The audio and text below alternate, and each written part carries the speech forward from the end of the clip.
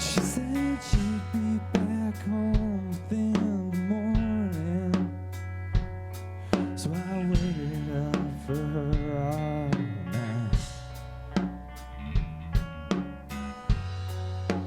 Blue light shines on stucco ceilings.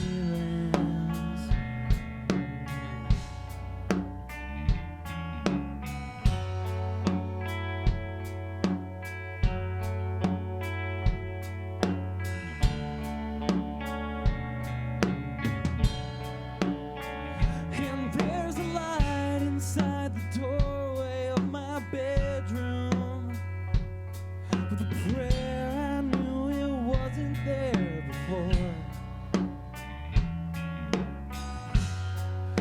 And shower radio playing all of her songs,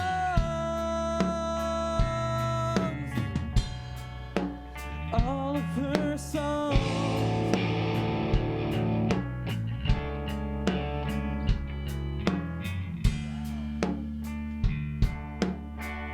My bad.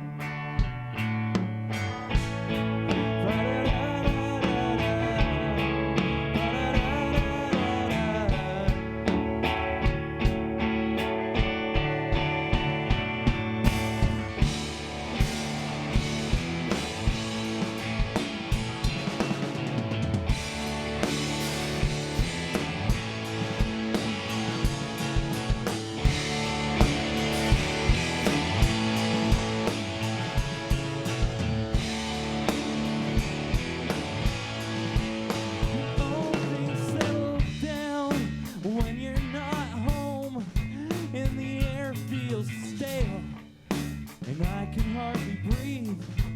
'Cause when you're not around, all things cease to be, and you were all things to me.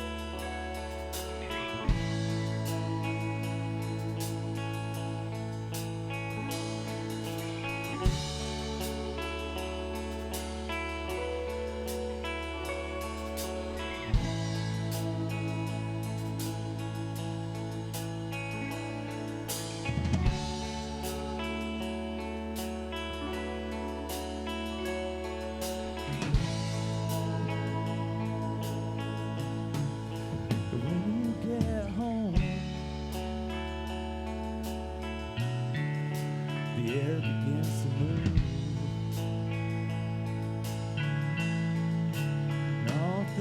quiet, and I can finally breathe. I just wanna hear the small talk. Just tell me about your day. Means nothing to you. Means everything to me. And oh my God, you are all things. Oh my God,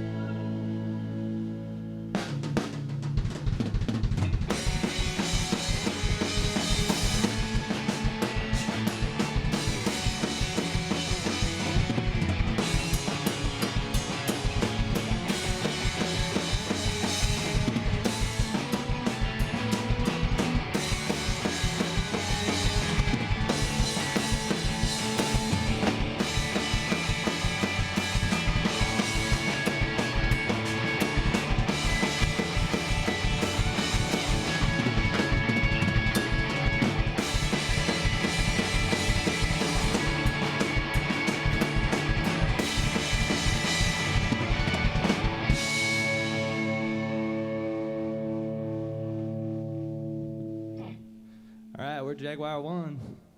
Woo! Thank you guys for being here. Oh, no problem.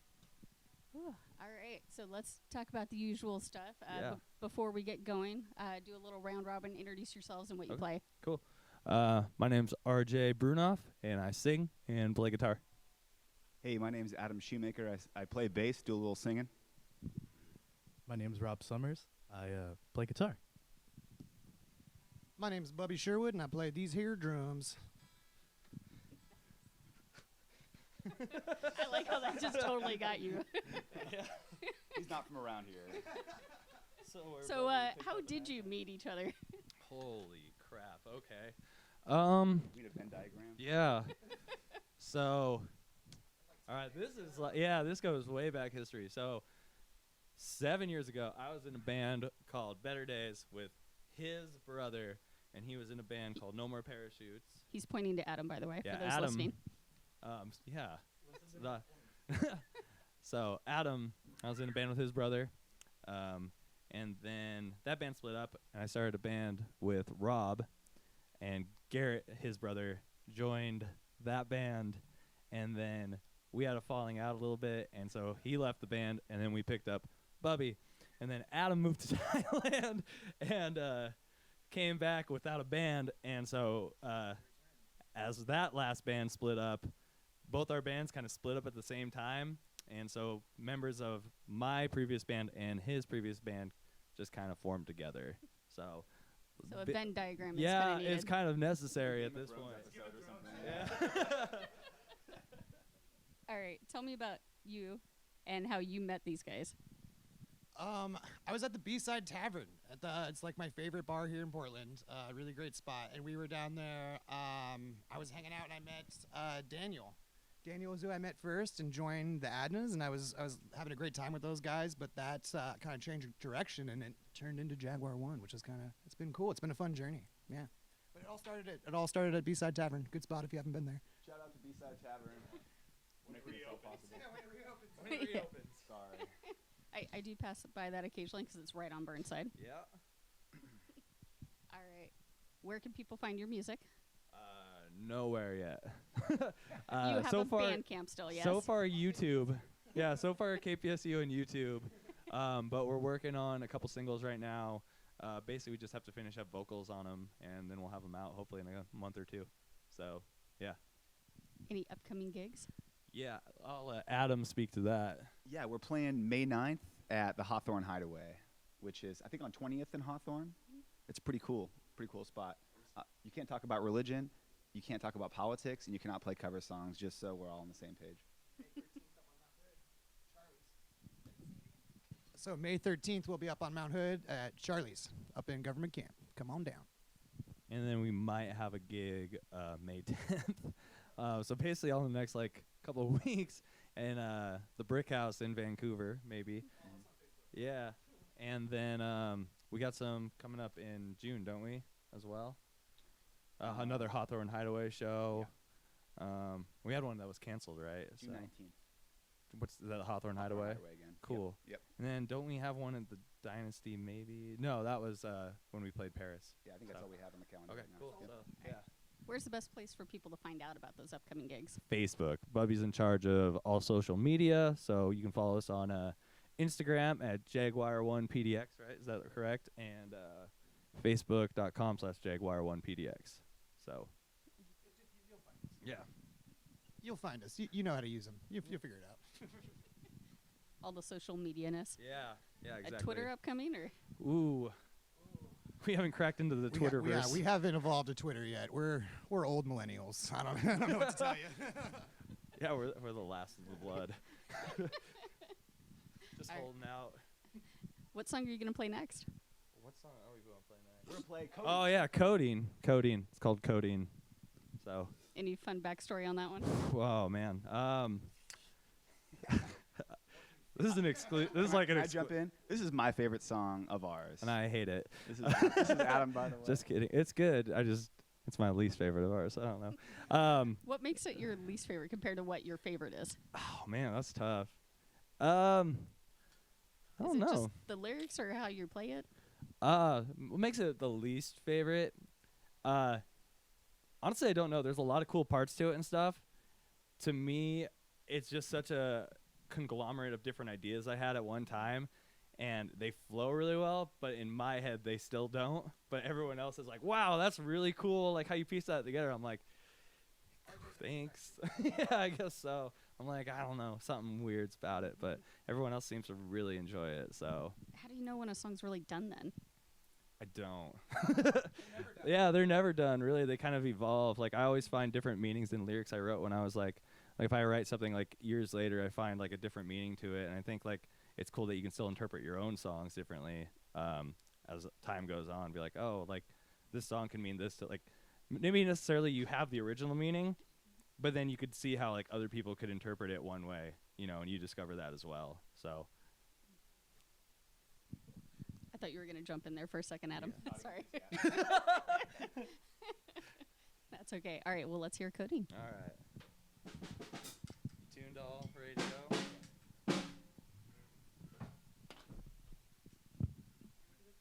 Going that way.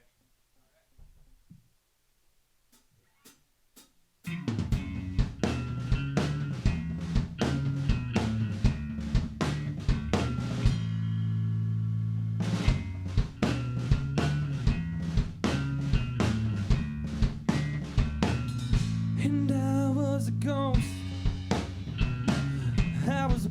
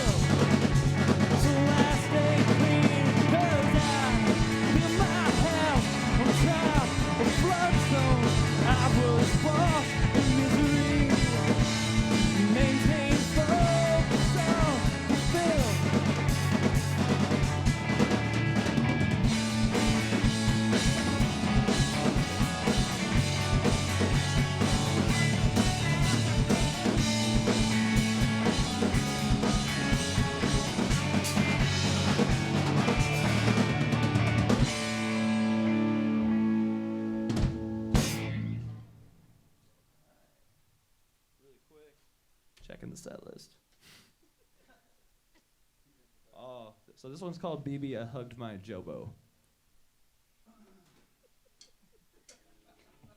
I think you need to elaborate on that one. Nope.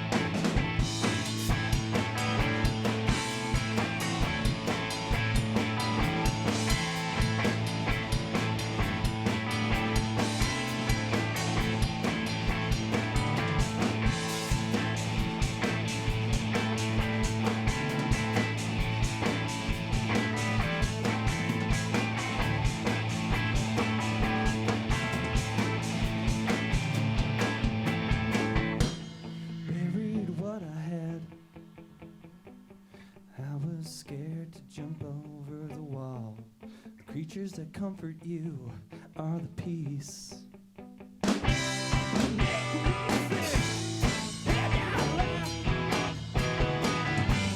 As your sarcasm hits my ear, something I really need to know.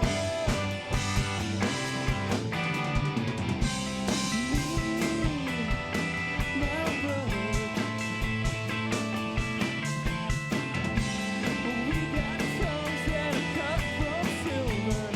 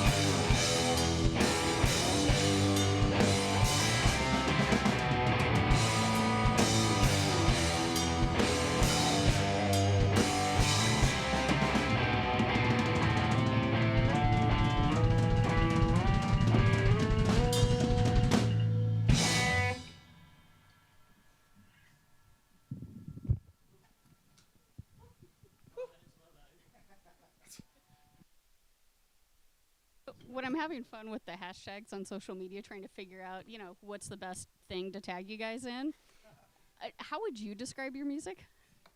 Oh man. Yeah, I would say so. I feel like we're all pretty heavily influenced by what's that Sorry. noise? Yeah, that's what I was just motioning for. I'll grab it. What is that? Oh, it's us. There we go. Future sailors. This is how you know it's live. Yeah. So I think we kind of all had this idea going into this of kind of, I don't know, I had this like late 2000s sound in mind, like Manchester Orchestra, like Law Dispute a little bit. Brand New was like heavily, as much as we don't like the one person in it, we like their music. So like just like some heavy bands for him. Yeah. No one can hear you, Bubs. I'm just muttering to myself. I was gonna say Blink-182 for drums specifically. But no, we had this big, like, almost metal-ish sound, but there are all these indie bands I felt like were very cinematic at the time, like almost like motion picture soundtrack. Like Manchester Orchestra's album Everything to Nothing was like huge to me, and I remember like going back and like listening to it before the band started, and I was like, oh man, I always like had like these like goals when I was in high school of like, man, it'd be really cool to be in a band like this, and it never ever like worked. Like it was always like I couldn't find people, and then we got to talking with like everybody in here, and it was just like, oh, not everyone listened to them, but it was always something like close to it, like just like that heavy indie sound. So I guess like that's the closest thing, and so far it's like we have all this like mishmash of songs right now, and I think we're starting to find like, oh, here, these ones work, these ones don't. We're in the writing process, but so I would say almost like cinematic heavy indie, I guess. I don't know, something like that. Yeah.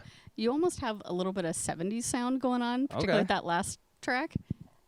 All right. I wondered, anyone listening to some 70s music lately? A little Cream or... Probably Bubs. I am a huge Grateful Dead fan, big Deadhead. So I don't know. I've been trying to get these guys into it. We'll see. Okay, I can hear it. What have you been listening to lately? Honestly, lately I've just been listening to a lot of podcasts. So, and if I do listen to music, it's usually been Wu-Tang Clan, actually. A lot of Wu-Tang. I just got into Demigods. Lots of rap, basically. Lots of like 90s gangster rap. But it's mostly because like that's my workout music.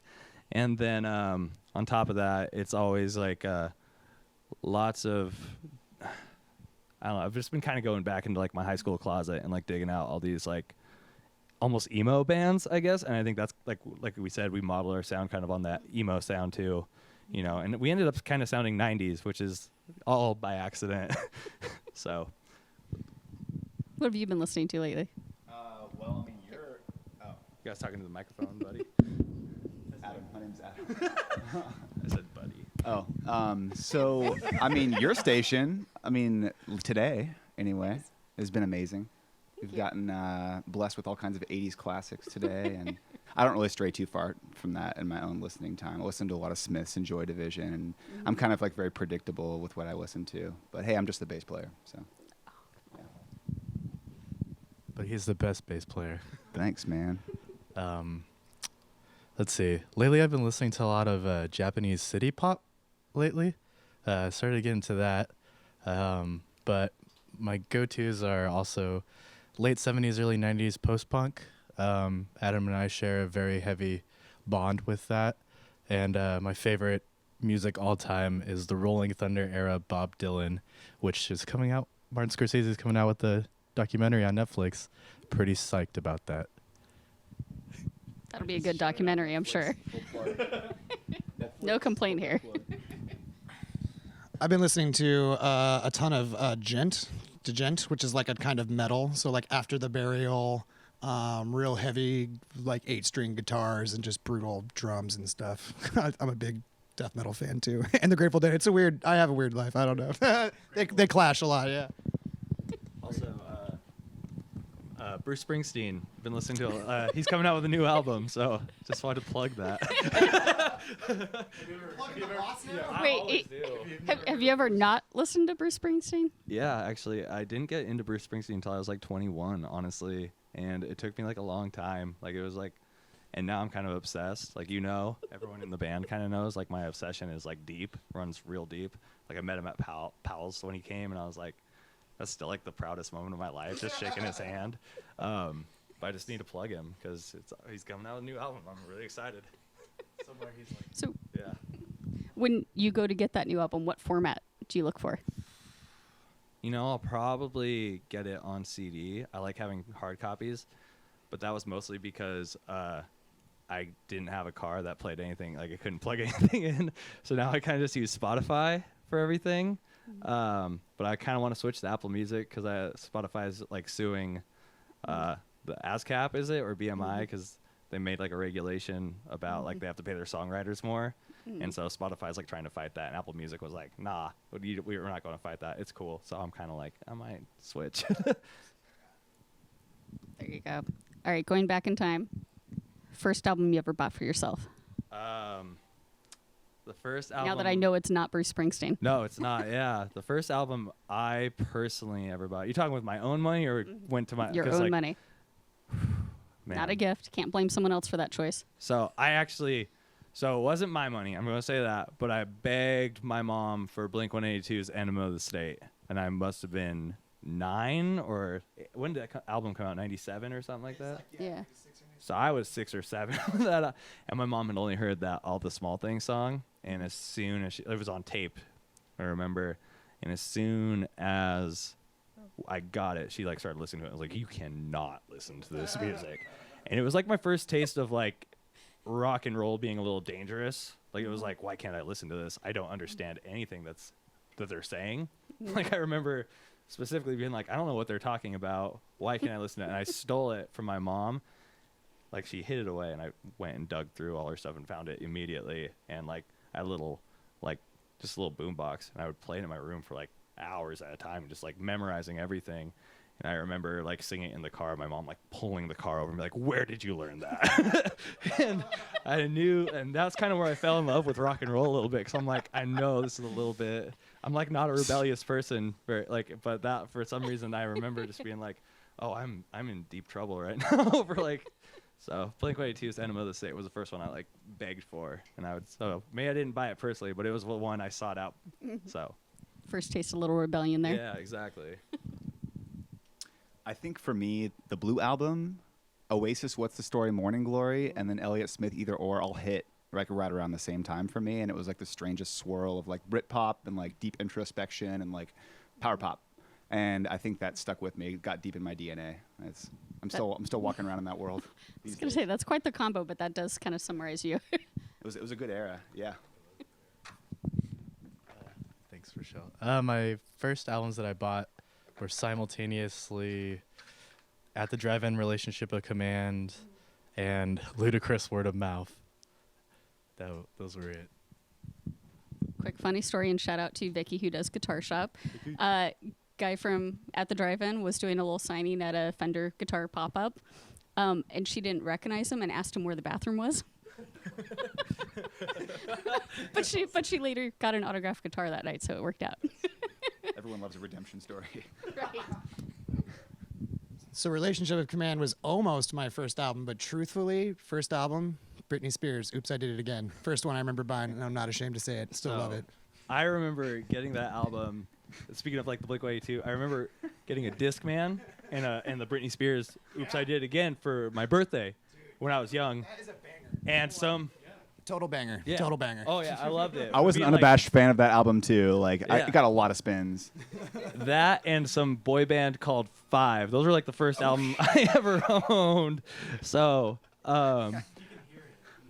yeah, totally. You can hear it in the music. So I remember though, like the sharp contrast between Britney Spears and Blink-182 in my life. Like I can remember being like the switch where like I had no idea music could be something you shouldn't listen to, and so that switch was that's something I wanted to compare it to. Is that it was very much like, oh, Britney Spears, okay.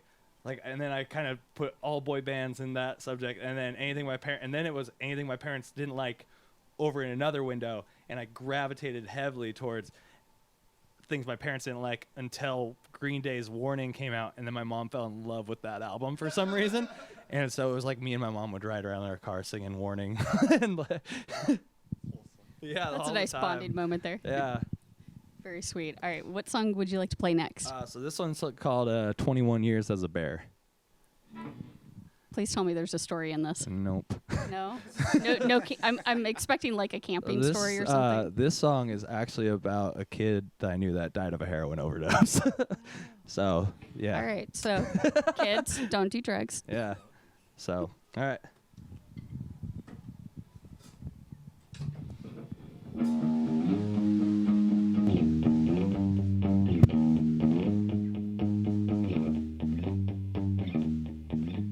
Broken bottles at the funeral, poured them all out for you. It was highly predictable, I never saw it coming, man. And I tried to call 3 months or so, till a hot shot in the arm took what was left of you.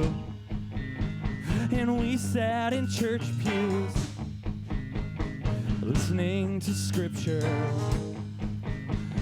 And I sat there believing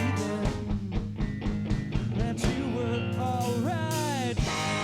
But I'll pour just a little more out every day till you're gone.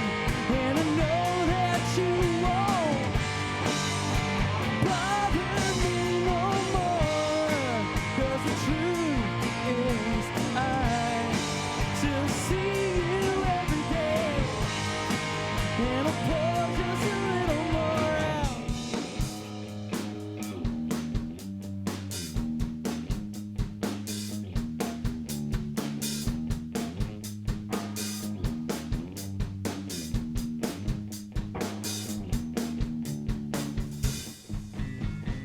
I sat in church pews, listening to scripture and praying to a God I don't even believe in. And I sat in church pews, listening to scripture and praying to a God I don't even believe in.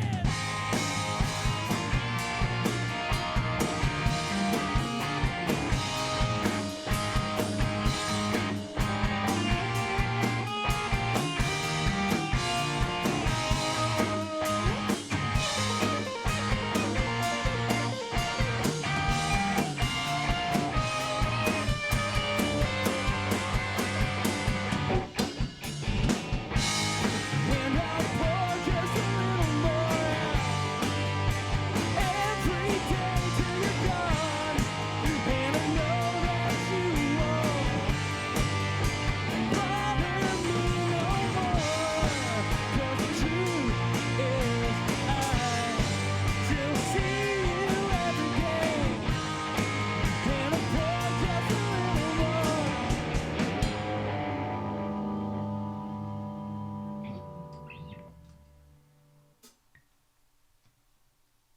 Quick tune up.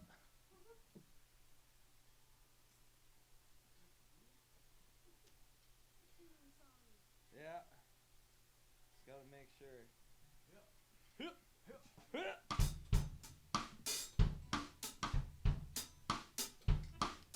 All right, so this next song is called Dabda.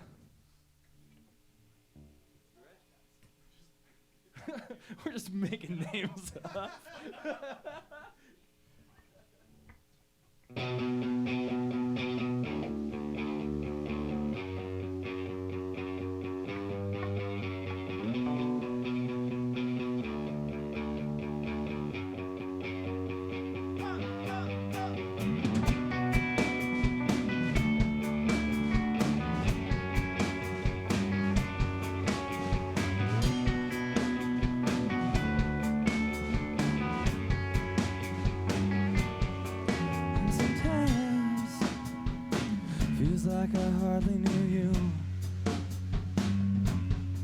but you burned that pride into me.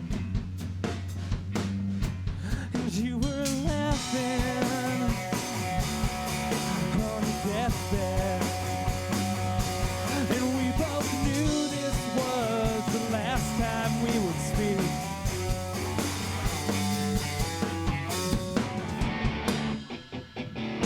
So speak to me and convince me that you're still around.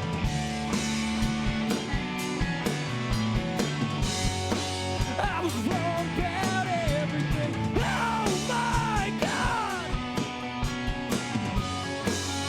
I need you to be around. Oh my God.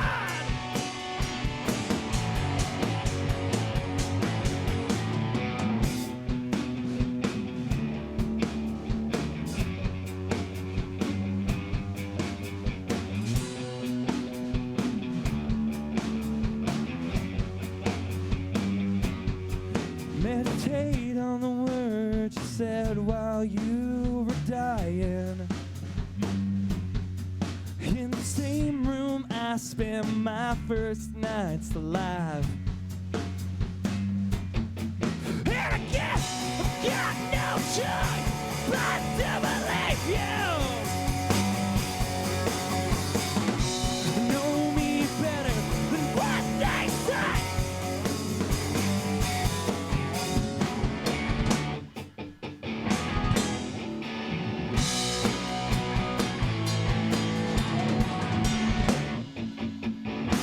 So speak to me and convince me that you're still around.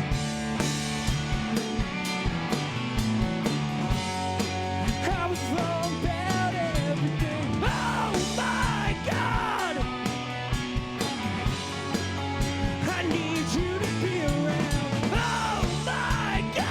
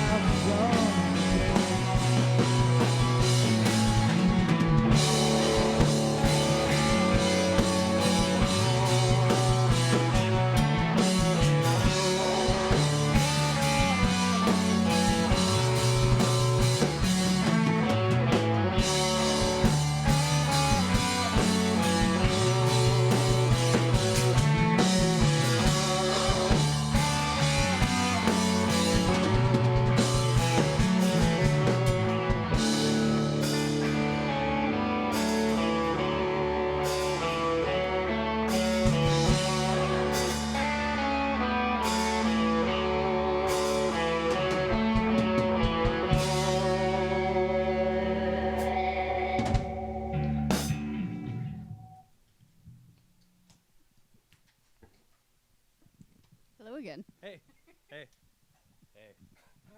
Of course, I'm over there enjoying rocking out. What do you hope for audiences who see you live? What's the expectation?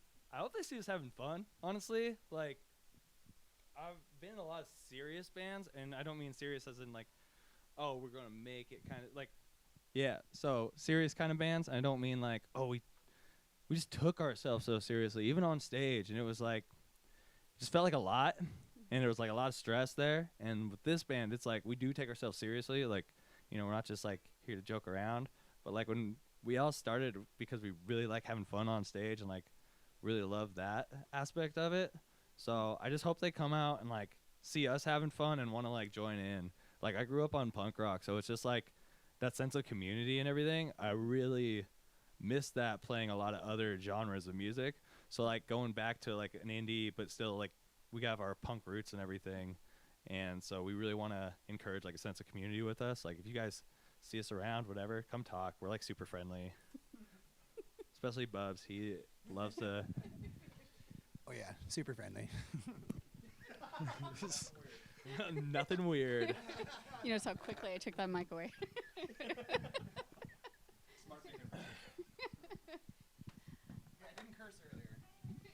There is a curse word in one of our songs, and I say it. And I didn't do it, so I'm very proud that I didn't do that on the radio. Talk to me a little bit about the songwriting process.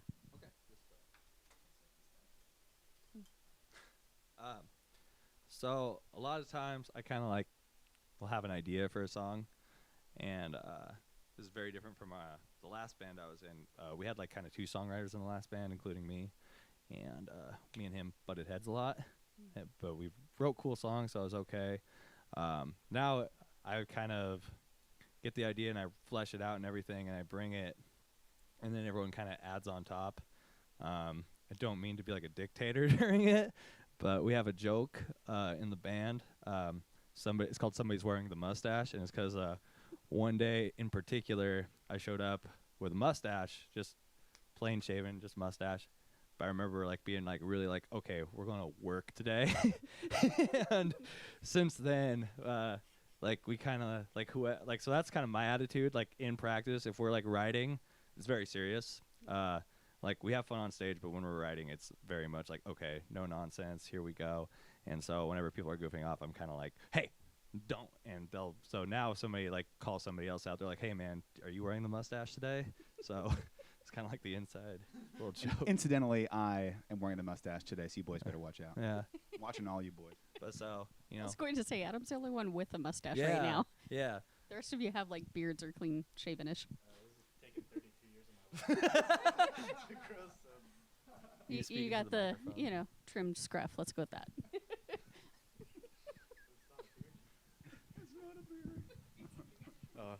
I am hairless on my face, basically. So, just to describe to you radio viewers out there.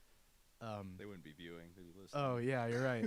Radio, airwave, listening, viewing. Oh, my God. I'm stopping. So entertained. That's good. For all you TV listeners out there. Let's talk about your gear for a little bit. Yeah, totally. If I know this is sponsored by Fender. Yes, thank you, So- Fender, for the lovely monitors in front of If us. you look around, Fender guitar, Fender amp, Fender guitar, Fender amp, Fender guitar. So we love Fender. But what do you want to talk about it? What drew you to that particular The guitar? one? Yes. Okay, so this is my baby. I love her equal to my girlfriend. I know that's weird and kind of creepy, but I do. Anyways, it's I think it was made in 2015. It's only one of 500 made. It's made out of reclaimed redwood. It's part of Fender's. I think it was like special 15, like 2015, 15 for 15 series. So they made like 15 different special models basically, and each one only had 500. So this one's made of reclaimed Northern California redwood, and it's built in 50 specs. So it's got a D-shaped neck with like the hot rod pickup, which is basically kind of like Keith Richards style. But yeah, I love it. It plays amazing. I will say, Fender, if you are listening, the nitro job on the neck was terrible, and it started chipping immediately after I got it, so I had to sand it all down. And if you are listening and want to reach out and repaint it, because they said it was like 4 months of work, and I was like, no, I know it's under warranty, but if you want to do something for me, Fender. We'll talk later. I know a guy. All right, Adam, talk to me about your bass. Well, I recently switched camps, which is very controversial in the bass world. There's like, well, for Fender players, there's the P bass camp and the jazz camp. And I recently hopped over that border last year and got an American jazz bass. And I'm very glad I did. It has a special pop and a special je ne sais quoi about it. And my eyes are kind of all milky and cloudy now. I'm just like, I feel like a member of a cult, the jazz bass cult. You know, that's my life right now. And sticking with the orange bass cab. It's been tried and true for a long time. I really enjoy orange amps. So that's my setup. It's not often I see a lot of pedals with a bass player, but you've got a fair amount back there. Yeah, Rob gave me the one on the far right. It's a chorus pedal. It sounds kind of like, it's very 80s. It has kind of a New Order sound. The Big Muff just has kind of a fuzzy sound to it. Makes the bass sound all fuzzy. Like, almost like a pit bull trapped in a can of baked beans. That's the best way I can describe the Big Muff sound. And then the Jaguar just kind of compresses it all in, and then I got a little tuner. Yeah. Fun. Thanks for viewing. So I got my Fender Supersonic kind of out of necessity because I had the biggest Mesa Boogie that was just horrible to carry around. And but I also really like the country like sound and the reverb out, like love it. And because we kind of play heavier music, I usually play a Strat, but I'm actually playing my SG right now. And my dad actually found this at a pawn shop for very cheap, and I kind of upgraded it, but it's a very sentimental guitar to me. Yeah, and that's my story. Way to be a rebel and go with the Gibson. Also, before Bubs, because I did want to apologize to my girlfriend. I love her more. Because she'll be listening. So yeah, this is my drum set. I change it like probably once a month. I think I change the configuration probably just to keep my maybe every practice. Depending on who you ask. It's a Sonar special edition Birch kit. It's actually even bigger. This is the smaller version. There's like 2 more toms I could put on it. Actually, there's like 5 more toms I could put on it. So. But I don't drag that all around all the time. But I do like to have the options and all the little bells and whistles and stuff. One of the trends in drumming, I think, well, especially these days, is just kind of stripped down kits where it's just like very simple, a crash, a hi-hat, snare, bass, maybe like 1 tom. That you see that all over the place. And so I kind of do something a little different. I like to have a lot of cymbals, little accents to put in there, and fun little things to do. Because I used to be, just straight percussion. So moving over to drums, I think I kind of took some of those percussionist sensibilities that I used to have when I was in band and stuff like that. So, yeah. But this is my baby. I play I'm not an elitist about cymbals. I play Sabian and Zildjians. It just depends on what sound you like. I don't think you should really say I'm only going to buy this or I'm only going to buy that. Just play it by ear and do what feels right to you. Amen, brother. Now you have some fun accent ones here. Tell me about this guy. Yeah, so that's an air splash. So it's a little broken right now. It's the last few shows I've been beating up on it pretty good. It's one of my favorites. But so this is a Sabian cymbal where it's about it's a 10-inch splash, and they punch out 6 holes in it. So it just has a really fast. Here, I'll give you one real quick. It has a really fast decay. And that's pretty much it. So it's kind of a cross between like a China cymbal and just a really, really quick splash. Yeah, these are really fun. And then I have two smaller splashes over here stacked on top of each other. So it kind of sounds like a little trash can lid and I don't use that one a whole lot because you can overdo it. But yeah, fun little cymbals. He also keeps chewy granola bars and Capri Suns underneath that drum before he gets low blood sugar. Spoil That the was supposed to secret. be secret. Well, now everyone knows. And maybe they'll bring you Capri Suns to shows. That could be our thing. It's like soccer practice for adults. Yeah. Yeah, come out to Jaguar 1 shows and we'll give you candy. That doesn't sound creepy. No, when right. You just need the band van and the mustache and Yeah, the candy. Top perfect. it off. Yeah, man, if I could have a van and candy, ooh. Okay. I think we got time for one more, but real quick, can you do a station ID? Jaguar 1 listening to KPSU. Yeah, for sure. So, once again, we're Jaguar 1, and you're listening to KPSU. Thank you. And what is your last song of the night? Man, what is it called? Oh, it's called Toby Stark. And The Office. Yeah. Wait, so Avengers Office crossover happening? Yeah, I have this like idea of like Iron Man, who's like, you know, this really like pragmatic dude, and then Toby from The Office, who's like this really sad dude. What if you were sad and pragmatic? You know, I think we've all kind of like know someone like that. Like sometimes you can be sad, but you're also like, oh yeah, very full of yourself. So the song's called Toby Stark, where you're kind of hiding stuff. Let's hear it.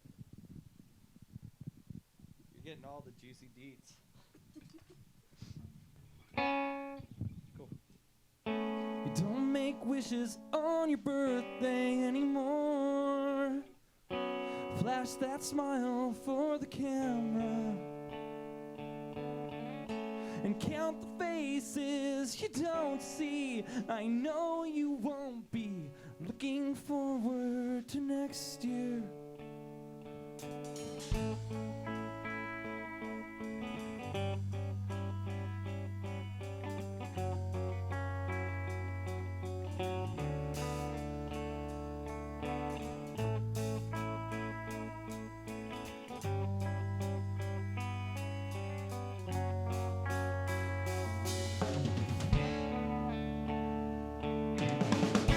You don't make wishes on your birthday